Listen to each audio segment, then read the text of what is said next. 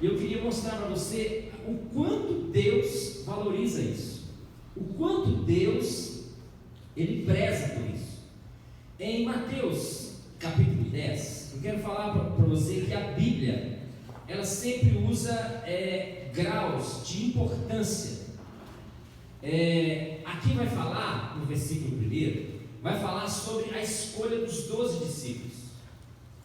Existem três listas de discípulos, dos discípulos na Bíblia, em Marcos 3, Lucas 6 e Mateus 10, que é o texto que nós vamos ler.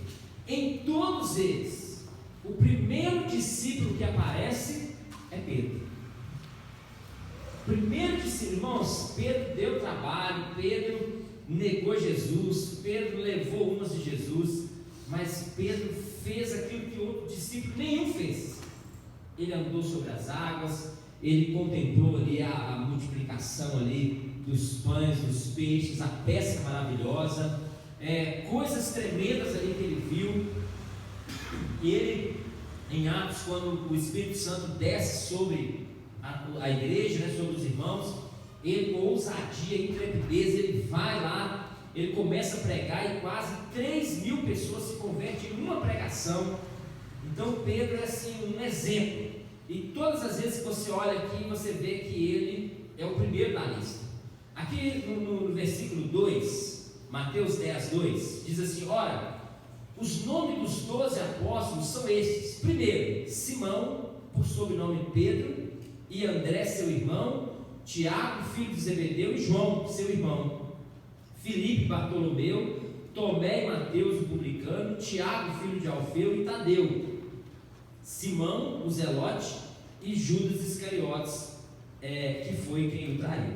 Então, todas as vezes você começa a ver primeiro ele e por último Judas. Romanos capítulo 12, nós vamos pregar sobre Êxodo capítulo 20. Mas Romanos capítulo 12, versículo 2, você vai ver também algo gradual, é algo crescente, a importância. E Romanos 12, 2 fala sobre, olha aqui: e não vos conformeis com este século, mas transformai-vos pela renovação da vossa mente, para que experimenteis qual seja a boa, agradável e perfeita vontade de Deus. Você vê que é gradual: boa, agradável e perfeita. E muitas pessoas às vezes não conhecem bem esse texto, falam: é boa, perfeita e agradável. Mas não é boa, perfeita e agradável, é boa, agradável e perfeita vontade de Deus. Êxodo capítulo 20, vamos lá no texto. Êxodo capítulo 20 vai falar sobre os 10 mandamentos. Quando Moisés ali, ele recebe as 2 tábuas. Por que são 2 tábuas, irmãos? Será que Deus não poderia escrever em uma só? Talvez não caberia em uma só. Por que são 2 tábuas? Quando você começa a ver o primeiro até o 4º mandamento, é a referência do homem com Deus, homem e Deus. Do 5º mandamento para frente é do homem com o homem. Então a primeira tábua, ela tinha 4 mandamentos, que era o relacionamento do homem com Deus. Não terá outros deuses, não fará mais escultura, guardará o dia do Senhor, não levará o seu santo nome em vão. Então esse aí é o homem com Deus. Mas o 5º para frente é do homem com o homem. No versículo 12 é o primeiro mandamento, e um mandamento com promessa. Diz assim: olha, honra teu pai e tua mãe, para que te prolongue os teus dias na terra que o Senhor teu Deus te dá. Verso 13: não matarás. 14: não adulterarás. 15: não furtarás. 16: não dirás falso testemunho contra o teu próximo. Não cobiçarás a casa do teu próximo. Não cobiçará a mulher do teu próximo, nem o seu servo, nem a sua serva, nem o seu boi, nem o seu jumento, nem coisa alguma que pertença ao seu próximo.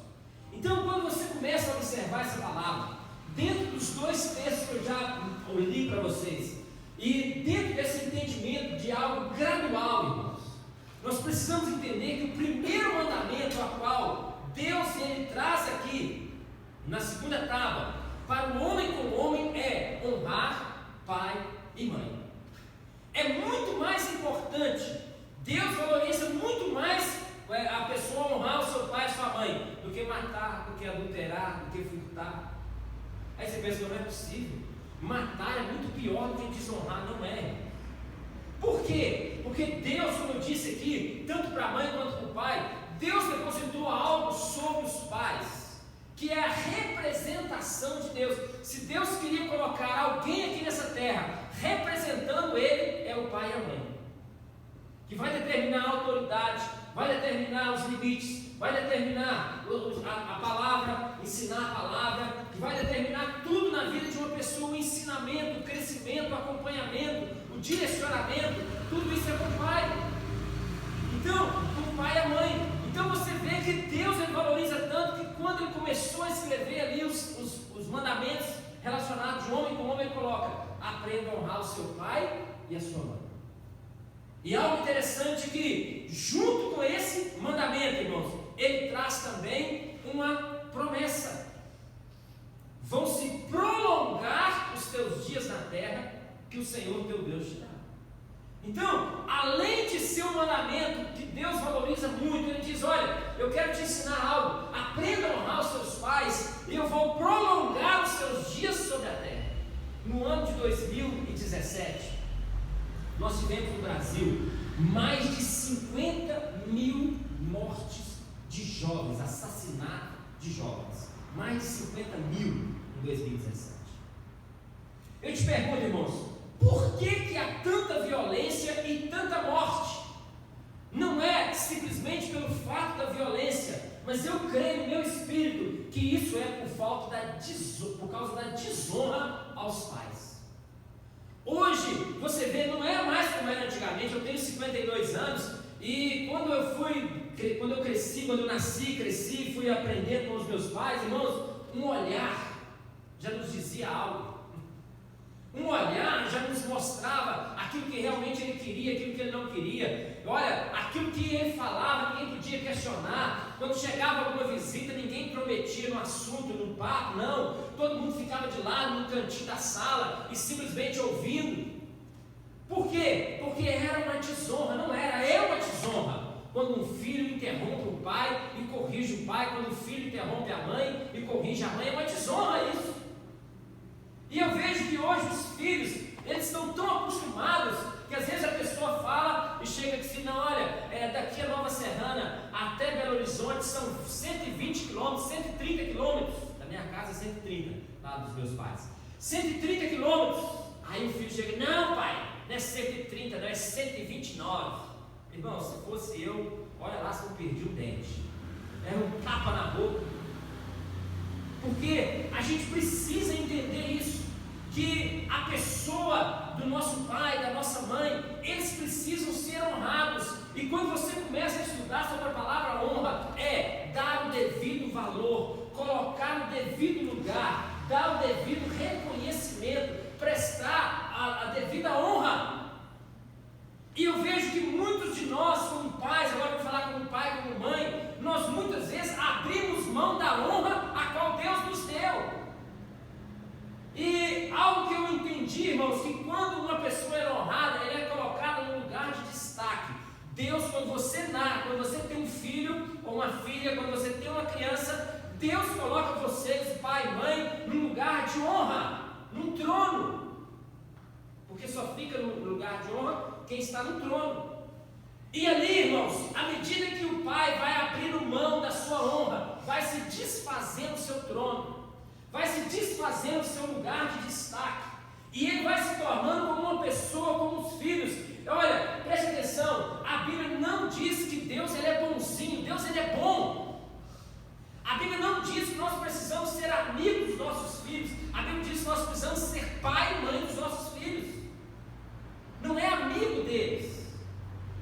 Amigo, depois, olha, não tem problema você ter uma amizade com seu filho, mas ele precisa entender o local, realmente a sua posição. vocação, aquilo que realmente Deus te chamou, porque há uma unção, irmãos, para ser transferido do pai para o filho, há uma unção a qual Deus depositou sobre os pais, para que eles, os filhos, possam herdar, receber, mas só vai receber aquele que realmente aprendeu a honrar, somente aquele que aprendeu a honrar. E Deus, Ele nos coloca nesse lugar de destaque, diz: olha, eu vou dar a você um lugar de destaque, mas eu queria que você preservasse esse lugar, eu queria que você valorizasse esse lugar, eu gostaria que você realmente, porque quando você valoriza o lugar a qual você está também automaticamente valorizando quem te colocou lá.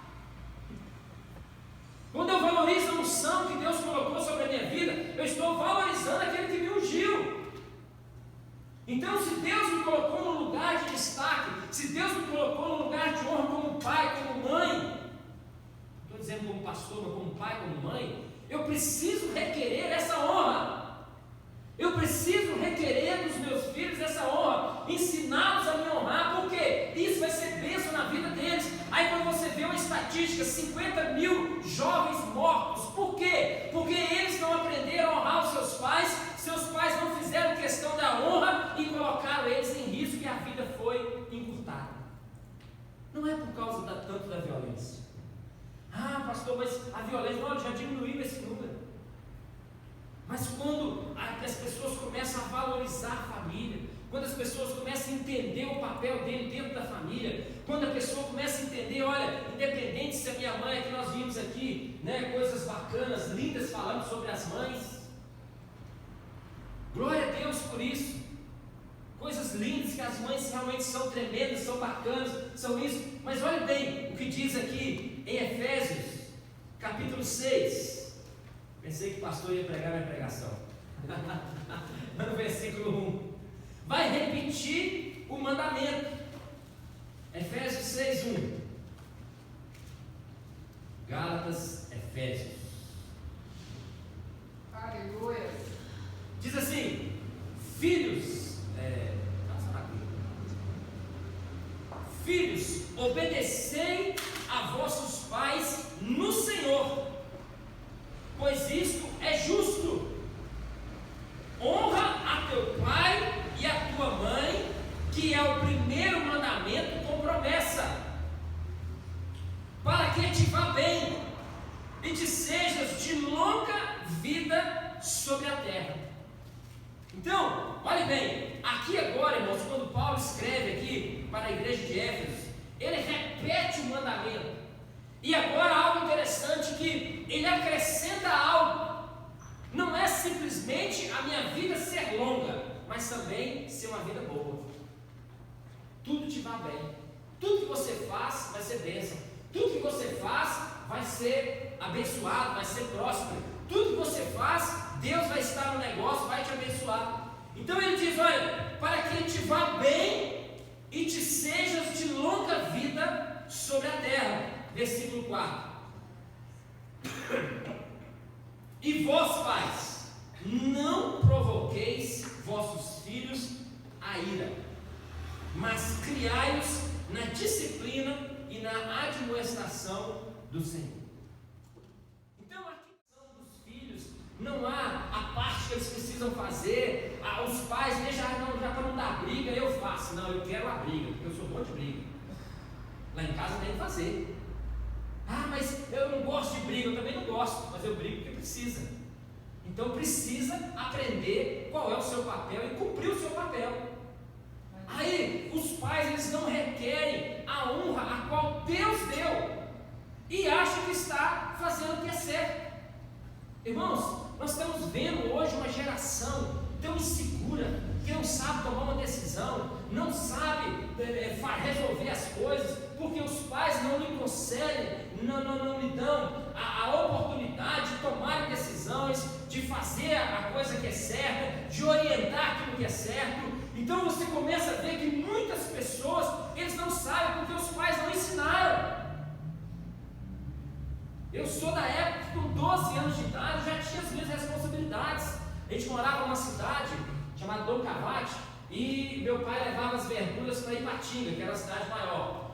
E ali, irmãos, eu ficava durante a manhã, 1 hora, 12 anos de idade, 1 hora regando as plantações. Depois à tarde, quando o sol estava se pondo, mais 1 hora, de tão grande que a horta era. E todos os dias eu tinha essa obrigação, podia estar jogando futebol, podia estar brincando, minha mãe dava um grito, acabou, tinha que largar tudo e ir. Aprender a responsabilidade, aprender a tomar decisões, aprender a assumir os seus compromissos. E hoje, infelizmente, os pais, eles parecem que esqueceram disso. Nós fomos criados, irmãos, e deu certo. Por que nós não usamos as mesmas técnicas também nos nossos filhos? Nós tivemos aqui um dia, o Júlio, meu sobrinho, e ele é baterista lá, ele congregava com meu irmão, e ele era baterista. E ele tinha um menino, Enzo, né? Ele tem, né? O Enzo. E o Enzo terminou o culto, eu fui lá pregar, ele me chamou para pregar, eu fui lá pregar, lá em Belo Horizonte. E terminou o culto, a gente começou a conversar e tal, eu peguei o Enzo no colo e ele já apontou para a bateria. Aí eu peguei, fui lá, pus ele na bateria, ele pegou lá, e o menino gosta, né? E tal, e bateu e tal, aquela coisa toda. Aí chega, o pai dele falou, chega. Aí quando eu tirei ele da bateria, você imagina, foi um choro, né? Foi um choro, mas um choro, irmãos. E ali nós pelejando com ele, ele não parava de chorar. Eu falei, Júlio, vamos pôr ele na bateria de novo. Não põe não, porque se pôr, ele vai saber que toda vez que ele chorar, ele vai querer o que ele vão fazer o que ele quer. Aí eu falei, não, você é sábio, menino novo, você está mais sábio que eu. Realmente, se a gente começar a ceder os nossos filhos, estou dizendo para você ser um carrasco, não. Estou dizendo para você ser um pai, uma pessoa que realmente ensina, que orienta. Eu trabalhei um tempo em Belo Horizonte de garçom, num restaurante lá, italiano, e irmãos, lá tinha uma garçonete que ela já falava, olha, meus meninos só vai me dar canseira quando crescer. Eu falei, não faça isso, não profetize sobre eles esse tipo de coisa, seus filhos vão ser bênção, mais nada. Aí realmente não era, porque o marido dela morreu, ela colocou, em vez de colocar um outro homem, colocou uma mulher dentro de casa, e os meninos chamavam a mulher lá de madrasto, meu madrasto. Olha a confusão na mente das crianças. E aí eu comecei a meditar sobre isso, falei, olha, os nossos filhos não são surpresa, os nossos filhos são aquilo que nós criamos, os nossos filhos nos dão dica de que realmente o que eles vão ser. Às vezes a pessoa acha que não, irmãos. Às vezes a pessoa acha, não tem nada a ver, irmãos. O inferno está cheio de não tem nada a ver. Não é que eu seja radical, eu sirvo um Deus radical. E Ele faz questão de que as pessoas obedeçam a sua palavra, que as pessoas obedeçam os seus mandamentos, que as pessoas possam realmente obedecê-lo, porque Ele ama a obediência. E Ele diz, olha, eu quero que você requeira a sua honra. Eu quero que você ensine os seus filhos a te honrar. É isso que a Bíblia está dizendo. Eu quero prolongar a vida deles. Mas para eu prolongar a vida deles, eu gostaria que você ensinasse eles a te honrar. Eu gostaria que você ensinasse eles a te valorizar. Olha, eu vou abençoar eles se eles fizerem isso. Eu vou prolongar a vida deles se eles honrarem vocês. Eu vou fazer com que tudo vá bem se eles honrarem vocês. Então nós precisamos compreender isso. A palavra nos orienta que nós precisamos ensinar os nossos filhos, direcioná-los dentro da palavra. Deuteronômio fala, olha, é no caminhar, é no levantar, é no deitar, é no assentar. Ensina os teus filhos, inculca. Inculcar, irmão, significa colocar dentro da mente deles. Dentro da mente. Eu vejo que muitos dos filhos, às vezes, eles procuram outro caminho. Por quê? Porque nós nunca apresentamos para ele o verdadeiro caminho.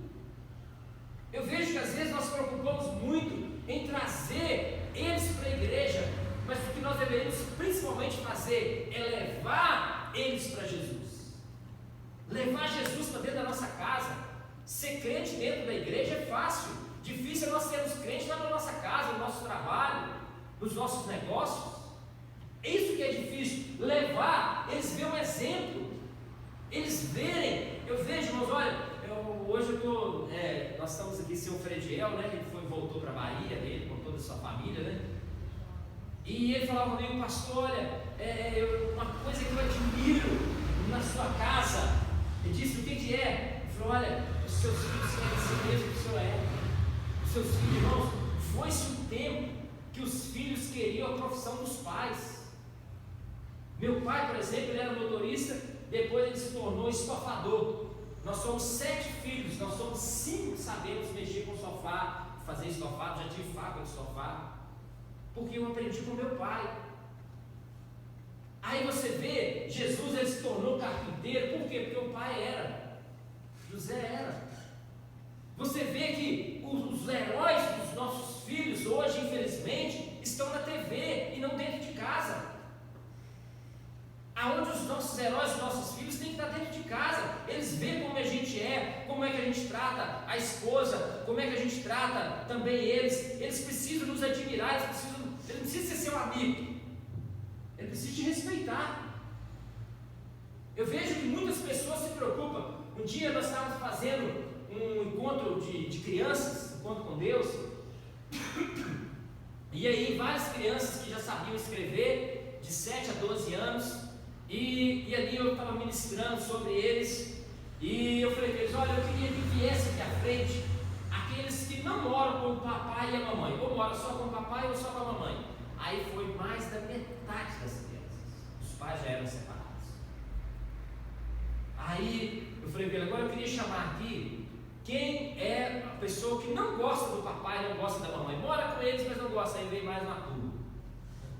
Aí tinha uma irmã lá que era obreira e a filha dela estava lá. Aí, irmãos, ela chorou, mas ela chorou, ela foi conversar comigo: pastor, a minha filha não gosta de mim. Eu falei: irmã, não se preocupa com isso, ela não precisa gostar de você, ela precisa te respeitar. É isso que a Bíblia diz. Aí você vê, irmãos, as pessoas: você ama a mamãe? Você ama o papai? Hein? Fala se você ama a mamãe.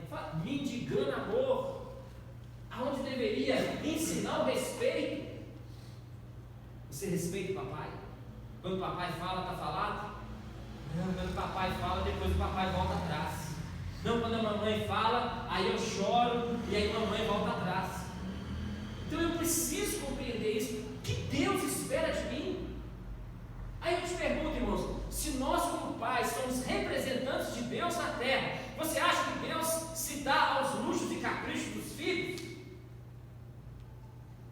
Você acha que Deus cede? Às vezes eu vejo, olha, nós viemos, a maioria de nós viemos do catolicismo, e o catolicismo, irmão, eles ensinam para nós buscarmos a compaixão de Deus, buscar o favor de Deus. Ah, Senhor, irmão, Deus vai te curar. Se eu merecer, ninguém merece, irmão. Nós vivemos pela fé. A Bíblia diz: aquele que tem fé vai ser curado, aquele que tem fé, ele vai receber, aquele que busca, ele vai achar, aquele que bate, vai abrir. Aí nós viemos com esse ranço e queremos: ah, não, meu irmão, eu vou orar por você, Deus vai abençoar a sua vida, Deus vai mudar a sua história, Deus vai abençoar seu casamento, Deus vai fazer isso para você. Ah, pastor, se Deus achar que eu mereço, não, irmão, ninguém merece. Não é por merecimento, é pela graça que nós somos salvos, que nós somos abençoados. É pela fé que nós recebemos.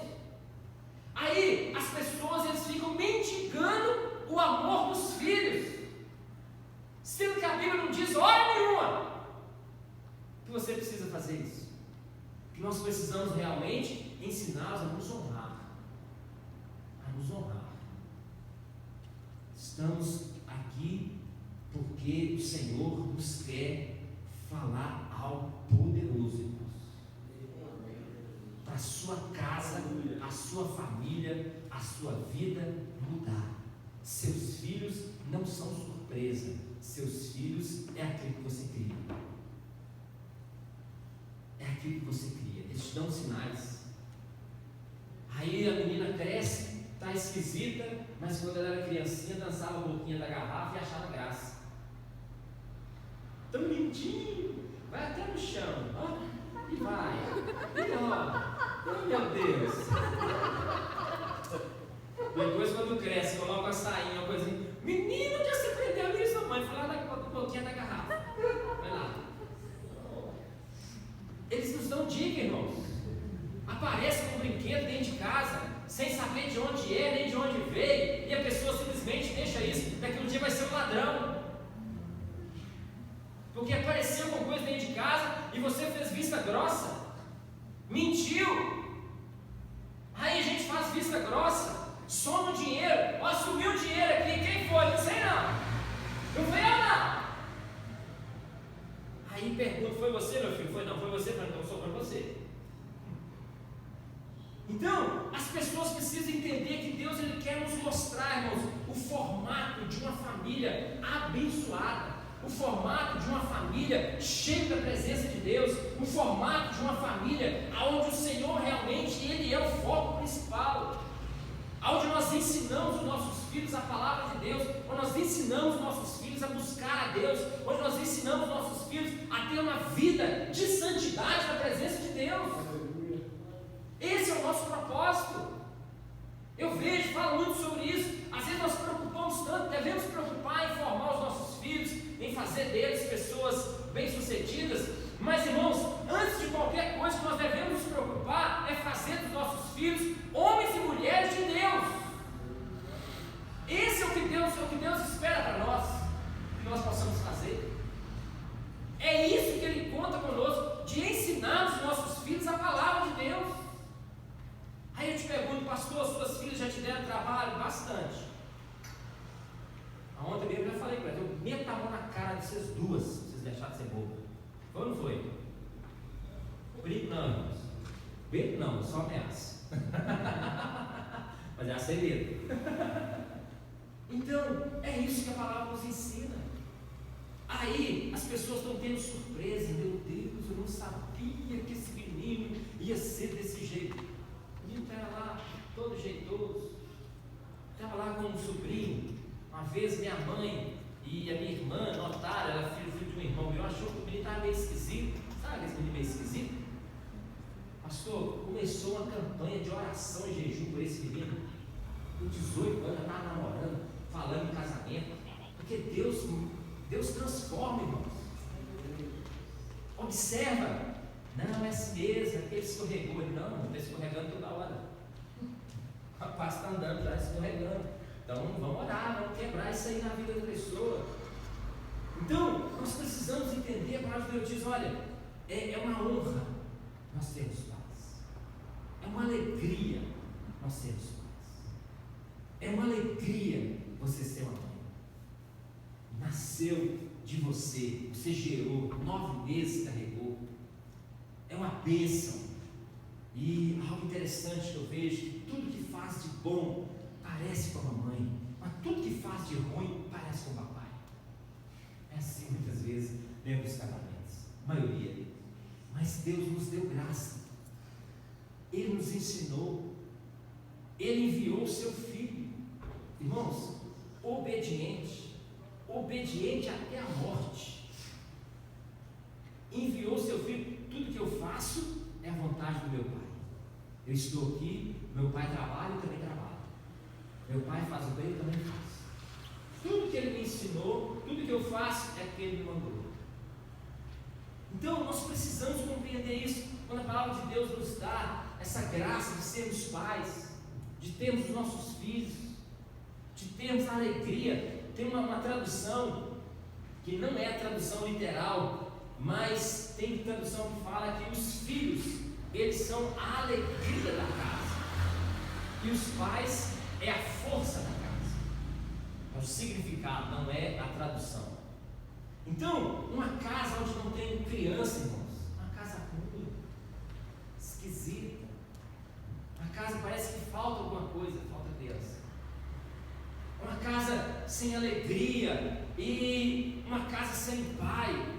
É um lugar assim onde você também sente falta de algo. Eu vejo que o diabo, o que ele tem feito? Ele tem tirado os pais de dentro de casa, porque ele é a referência dos filhos. Quando você olha para a palavra, irmãos, quando em Gênesis, quando Abraão, a Sara desmama o menino, ele faz um banquete, porque agora era com ele. Aí a psicologia vem nos dias de hoje dizendo que uma criança precisa da mãe até 6 anos, onde ele aprende a limpar sozinho, ele aprende a comer sozinho, ele aprende a tomar banho sozinho, ele aprende a se alimentar sozinho. Aí depois disso agora é com o pai. O pai agora vai ensinar os caminhos. O pai agora, ele é a referência. quem direciona, o pai agora é quem conduz, o pai agora é quem ensina os princípios, o pai agora é quem vai liderar o menino. Não é esse negócio de uma mãe. Irmãos, o filho que foi criado pela mãe aqui na Bíblia deu trabalho, foi Jacó, era o preferido da mamãe, virou trapaceiro, cara atrapalhado, mentiroso, porque Deus colocou o homem para direcionar o filho. A Bíblia diz que as mães façam das suas filhas boas donas de casa, as mais velhas ensinam as mais novas a serem boas donas de casa. Eu conheci um pastor lá em Itabuna, Bahia, e ele é o pastor de uma igreja lá, pastor Júnior, e ele me ensinou algo muito tremendo. E eles tinham um grupo lá, eles se reúnem uma vez só por mês, numa quadra. Eles tinham 1.200 membros lá, 4 pastores, e eles mais eram nas casas, mas não tinha limite, tinha casa que tinha até 80 pessoas, se a casa não comportasse, poderia ir. E as mulheres, irmãos, eles eram totalmente contra as mulheres trabalharem. E eu olhava aí, você ouve as coisas, você vai pegando aquilo que é bom, né? Aquilo que é interessante, né? E as mulheres não trabalhavam fora. E aí o que acontece? Deus colocava, elas iam aprendendo, iam sendo ensinadas. Deus colocava no coração delas uma alegria tão grande de cuidar da casa, de cuidar dos filhos, de cuidar do marido. Porque é um ministério também. Às vezes a pessoa vai fazer uma ficha, aí pergunta para a mulher, qual que é a sua profissão? Ela fala toda murchinha, é do lar. Não, meu filho, eu sou do lar. Trabalho mais do que todo mundo lá em casa. Não tem hora, não tem momento, não tem nada. Toda hora eu estou disposta. Eu faço o que pode, o que não pode, eu dou um jeito. Então, ele falando como prazer, aí eles começaram lá a nos ajudar.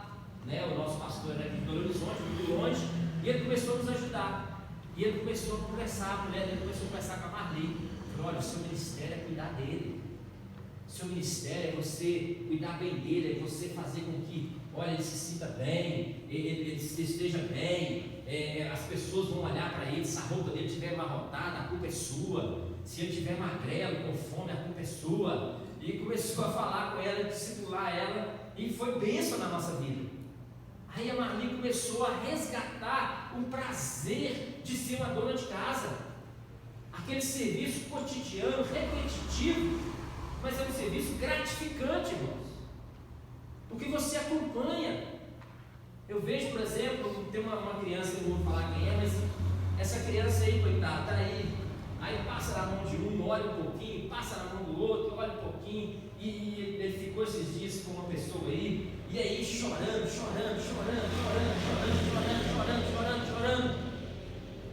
Eu falei: meu Deus, corta o coração de ver uma criança tão pequena, longe da mãe, porque a mãe precisa trabalhar. Não tenho nada contra, irmãos, mulheres trabalharem, é bom, é bênção. Mas lá na nossa casa nós tínhamos um combinado: olha, Marli, nós vamos casar, vamos constituir família. Seguinte, ganhou neném, 2 anos em casa, é o mínimo. Aí ela ganhou a Thaís, ela era telefonista, trabalhava no banco, e aí largou o serviço e foi cuidar da Thaís. E aí, inteirou 2 anos, foi trabalhar. Passados 6 anos, engravidou da Gabi. Aí ganhou a Gabi até hoje. Não arrumou mais emprego, graças a Deus, está bom assim. Vendedora da Avon Federal, boa, Natura, esses troços tudo é boa. E então, assim, aprender a cuidar dos filhos, acompanhar os filhos. Aí eu vejo que daqui uns dias, sabe o que a gente vai ver? Olhar para o menino e falar: está vendo? É a cara da empregada, esse abençoado. Faz tudo que a mulher faz, ele faz também. Por quê? É ela que cuida, é ela que ensina, é ela que discipula, é ela que orienta, é ela que ajuda. Porque os pais estão trabalhando. Irmãos, nós vemos aí, eu estou encerrando, nós vemos aí essa pandemia vem mudar muita coisa na mente das pessoas. Pessoas que estavam bem, olha, quem imaginava? Tem aqui alguns comerciantes. Quem imaginava, irmãos, que iria parar tudo como parou? E não adianta simplesmente abrir Nova Serrana, se não abrir o resto do país, porque não tem nem para onde ir.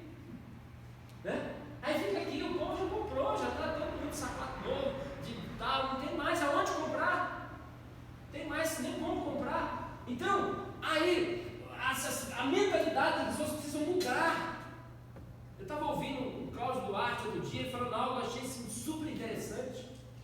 E o cara fez uma pergunta assim: pastor, como que é o senhor? Agora o senhor é famoso. Eu disse: eu não sou famoso, eu estou famoso. Isso aqui vai passar.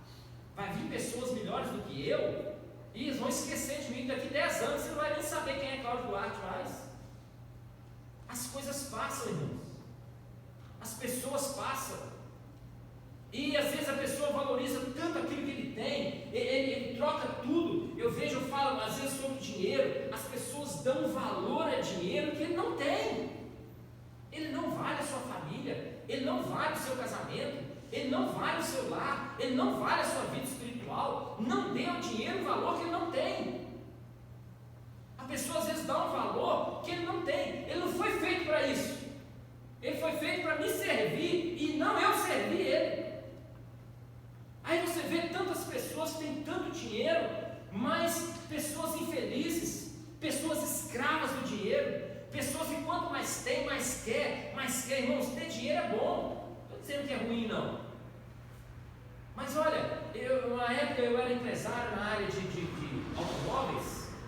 Eu tinha uma loja de carros lá em Contagem, no Inconfidência. Cheguei a ter 19 carros na minha loja, e foi o pior tempo da minha vida.